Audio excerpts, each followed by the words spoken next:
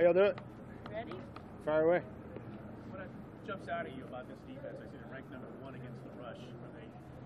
Are they really stout against rush, or are teams not able to run against them very often because they're throwing more, or are they just? They're very, very sound.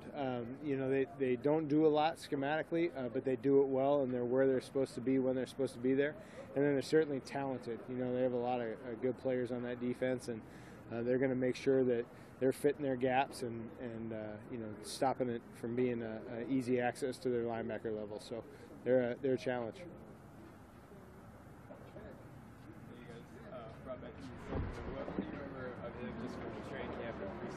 Yeah, Ian's an energetic guy, fun to be around, because he loves playing football. So we're looking forward to having him back around and in the mix. Certainly smart, picked up where he left off, knows our system, so we're glad to have him back. What do you expect to do without Donovan? You going to stick like you did last week and have Marshall go over there? Are you going to feel better about just leaving him on the right side and get somebody else there? What's kind of the plan? Yeah, we're working through our plan. Don't want to give away any competitive advantage there, but we're certainly comfortable with what we got going on, the options we have, and the experience we have if needed. Understanding what you had to do last week was kind of an emergency kind of situation, but is there something to be said with maybe only having to change one piece rather than multiple pieces?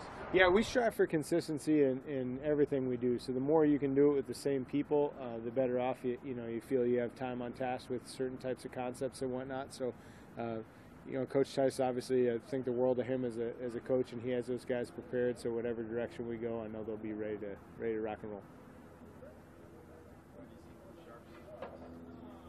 Obviously, he's a big athletic guy, and seeing him working in there some has been fun to see, and you remember why he got drafted where he got drafted.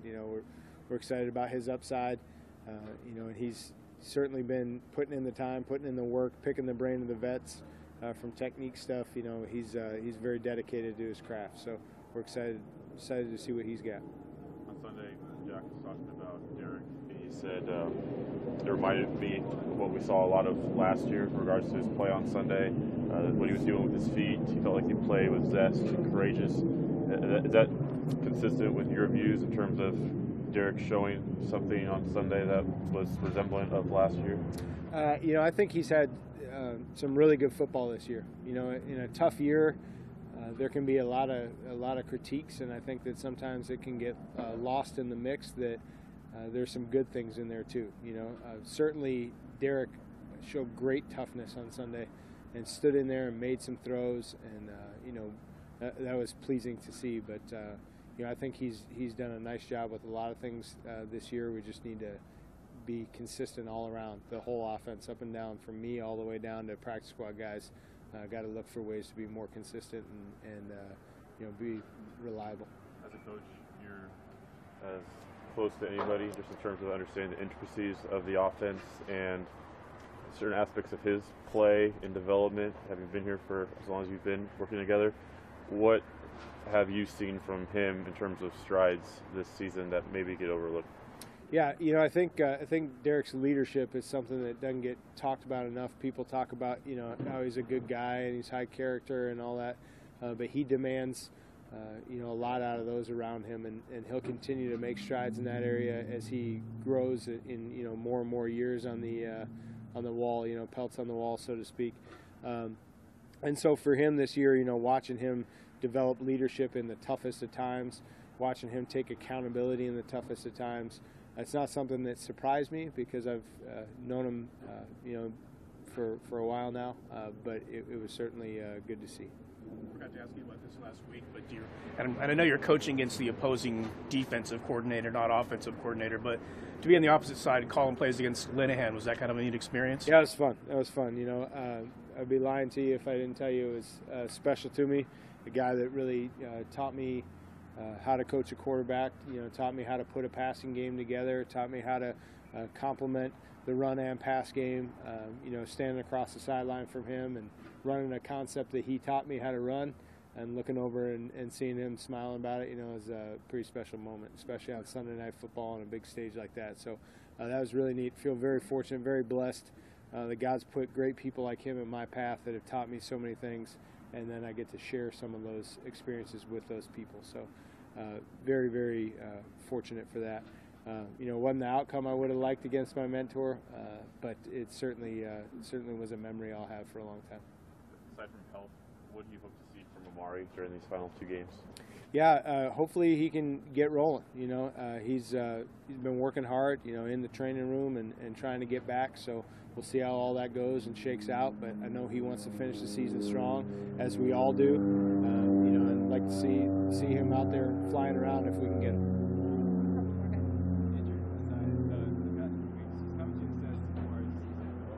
Some of the numbers are down, but how would you just assess his play for the entirety of the season?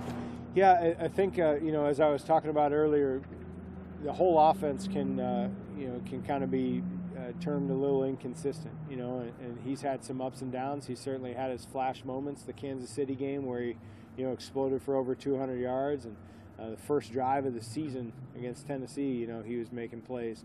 And then there have been some dips as well, but we're all going to strive to be consistent as possible and continue to work to get better. So a little bit of a work in progress, I guess, is how I would say it. What struck you about what Rodney was able to do on Sunday? He's one tough sucker, man. I was telling you guys a couple weeks ago, I think, that we call him Uncle Rodney, and I don't know that I have an uncle that tough. He's a guy that embodies that, giving it everything he has and leaving it all on the field. And he's just got such grit and such determination to be there for his teammates. It's really admirable, and something that puts a smile on your face as a coach, because you know that he's giving you everything he has. All right. Thanks, guys. Thanks, guys. Appreciate it. Thanks, Coach.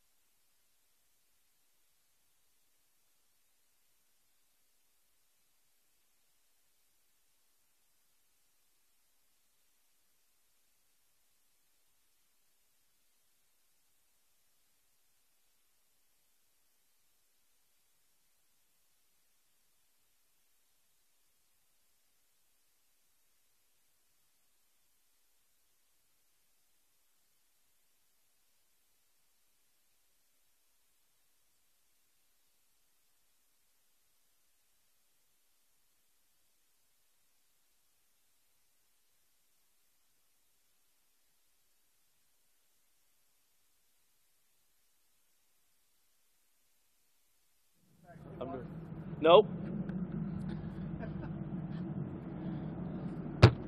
It's going to stay today. Let's go. I'm freezing. Obviously, don't have Carson Wentz, but what challenges can Nick Foles present? Still, he threw 4 touchdown passes last week. Did a great job. Offensively, probably the biggest thing is you saw Carson really moving around, how they run. Different, probably athletic type quarterbacks. Still, Nick can run. Their offense really, didn't lose a lot from the standpoint of him being able to throw touchdown passes. Watching those earlier films, Carson Wentz, he's a hell of a player. I mean, unbelievable talent. Sad for the injuries, but, Foles stepped right in and threw touchdown passes. So it's going to be a tough challenge for us. Nicholas Morrow, saw the impact that he made on Sunday, the start that he got with the pass breakup down the field, with the quarterback hit, with the tackle for loss. What have you seen from his development just over the course of this season? And are there some of those plays that he's making the type that maybe he wouldn't have gotten if not for all the reps? Nicholas Morrow. Oh, Nick, yeah. He's each week he keeps getting better and developing, and the more you see it, the more you're going to be able to react to those things. And he's somebody that shows that he has instincts, shows he can run out there on the field. And the thing about those, you have those two things, and you put a guy like Navarro Bowman next to him, it gives him the opportunity to go make plays. And they're doing well together. He's growing every day. He sees something new every day that he's learning, and the more reps, the more visual that we can be with them, and the more really meeting time that Coach Sal gets with those guys, it's unbelievable. But he's stepping up each and every day, each and every week for us, and that's a plus. I feel like you found a productive role for Sean Smith. He seems like he's been following guys maybe more than he had earlier in the year. Do you think it's benefited him to find the right matchups? I think anytime you can get those type of matchups that you're looking for, it benefits not only for us individual-wise, but it benefits for us defensively. I think that's huge when you can do that thing, those types of different matchups, and they've responded well. That's tough moving around like that, playing from the left to the right to doing those things. So a lot of that credit goes to Coach Woodson and Coach Weiss, just to be able to get those guys to relax, to be able to be calm, to be able to get them lined up in that, and Sean's responded really well with that. There's a number of factors, I'm sure, to count the rise in sacks, but is there anything that in particular that you've seen over this stretch? You know, I think the effort the last 4 games has been outstanding. I think having an understanding of the pass rush, of how we want to attack teams, has been outstanding, and those guys are you know, great edge rushers that help us on the edge, and you got to get the guys, you know, inside pushing that pocket. And I think there's been some timely, you know, things that have helped us defensively with the rush, and it's just keep growing, keep getting better off that. I think it's having a true understanding going into the game how we're attacking them, and I think the guys have done a great job of focusing in on those things. The way you guys play your front, I know they're not going to be against each other the whole game, but in terms of a one-on-one matchup, Mack and Lane Johnson, is that about as entertaining as it's going to get? Yeah, you know, they're both great players. Competition always brings the best out of each other, and you're looking for those, you know, those one-on-one matchups, and you know, sometimes he's going to have that opportunity, and you know, when the ball snaps, you go get it. But it's you know, they do a great job up front. Their offensive line is physical. They're nasty. They get after people, and those things, we understand that. We got to play physical, but also we got to win those one-on-one matchups when the time comes when they're throwing the football. Shalik Calhoun has been more involved as a pass rusher than he has, obviously, earlier in the year. He was on the practice squad, so they working his way back in. Why have you kind of given him more opportunities, and where do you see his growth leading? He's big. He can run. He has edge rush ability. To me, that's easy enough to be able to get guys on the field on 3rd down to go help us be one of the 11, you know, to do different things and line them up in different areas. He's smart, and I think that's a plus for him as a young player developing. And like I said, all those guys have been out here working, and when their number and their is called upon, and when their time is their time, come out and do something. And he's been taking advantage of every opportunity that he gets, and it's big for us, because the more rushers, the more guys that you have like that, because to be able to you know, rest guys in certain areas and to create more things from other guys, it's been a positive for us. So anytime you get, I'll take as many rushers as you can get on game day. It's all about affecting the quarterback, and those are things that you know, help us not only in the front of getting after the quarterback, but in the back end also. That Sunday marked a significant opportunity for Jihad Ward, seeing those heavy snaps Yeah. that he did.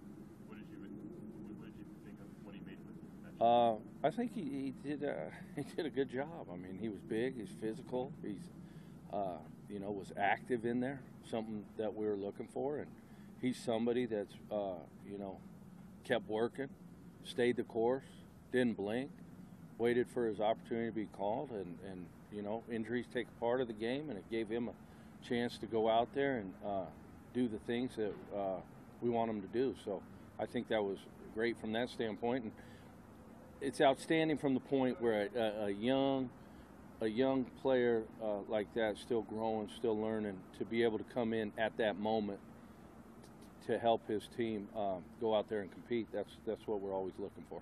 It's been a while since he last took the field and gave you guys some defensive work. Obviously, for a young player, there's some frustration there. You're a competitor, you practice, you want to play. Right. How is the coaching staff for a guy like that? Do you just, make sure he's mentally where he needs to be and just... Always. Nobody wants to sit there and not have an opportunity to go play. It's about putting on that jersey. It's about running out that tunnel. It's about putting that hand on the ground and seeing that ball snapped and getting after it. Everybody's going to be angry. Everybody's going to get frustrated and pissed off. But the one thing, Coach Del Rio's done a great job of telling those guys and understanding when your opportunity comes, and you gotta stay the course. And it probably, for anybody, you'd get frustrated after a while where you're not one of the guys being active. So he took advantage of it, and I was happy. I was pleased with his performance, and you can get better and keep growing in that role that we're asking him to do. When Khalil got here with Derek Carr, he said at the time that I'm not him. My personality's different. I prefer to be a little quieter, lead by example, that sort of thing. Yeah. He's acknowledged a couple times that he needs to come out of his shell a little bit more as he becomes a veteran. And I'm just curious, in your observation, what you've seen from him this year in that regard. Yeah, I see great leadership. I don't see as much as a quiet leader as everybody, as probably he says. I think he's vocal. Mm-hmm. He leads by example, and he leads like that in the meeting room. So he's on the field. He's always working with those guys, being able to truly coach those guys and have a great understanding of what we're doing. So he's vocal, he's silent by example, but he's a great leader. He's a great professional. He's a great teammate for the other guys, just being around him. So he'll take charge out there with No doubt. Position, no right? doubt. Yeah, he does. He does. Not just say watch Between him and Bruce, that those guys are very vocal. They're they want to get it done, and they want to get it done right, and that's something that they've always been here. Did you see the Eagles do anything specific differently last weekend with adapt to Foles? They're running their same offense. I don't see a lot of difference. They do a great job. They're number one in about every category that there is. Offensively, they're second and third down, first in red zone. They're high numbers and everything, and they're scoring points. They do a great job with their wide receivers. They do a great job. Zach Ertz is an outstanding tight end that can get vertical. So I didn't see much different. They score a lot of points. Yeah, a lot of backups. When they come in, you say, "Oh, yeah, great." But Foles is a guy who's done some things in this league. That's kind of a different animal, isn't he? Well, he's somebody that's won. He's competed in this league, and he's played at a high level. So, that's something we got to deal with. Okay, Thank you. Hey, appreciate it. All right.